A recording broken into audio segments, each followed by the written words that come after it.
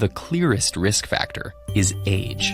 In people younger than 25, cannabinoid receptors are more concentrated in the white matter than in people over 25. The white matter is involved in communication, learning, memory, and emotions.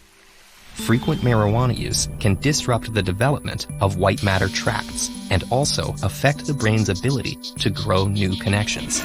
This may damage long-term learning ability and problem solving.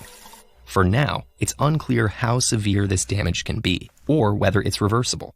And even among young people, the risk is higher the younger someone is, much higher for a 15-year-old than a 22-year-old, for instance.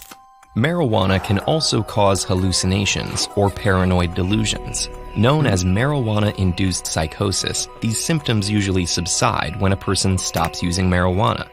But in rare cases, psychosis doesn't subside, instead unmasking a persistent psychotic disorder. A family history of psychotic disorders, like schizophrenia, is the clearest, though not the only, risk factor for this effect. Marijuana-induced psychosis is also more common among young adults, though it's worth noting that psychotic disorders usually surface in this age range anyway.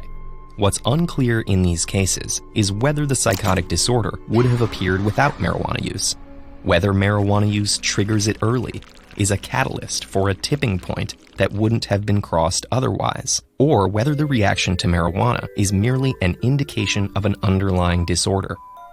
In all likelihood, marijuana's role varies from person to person.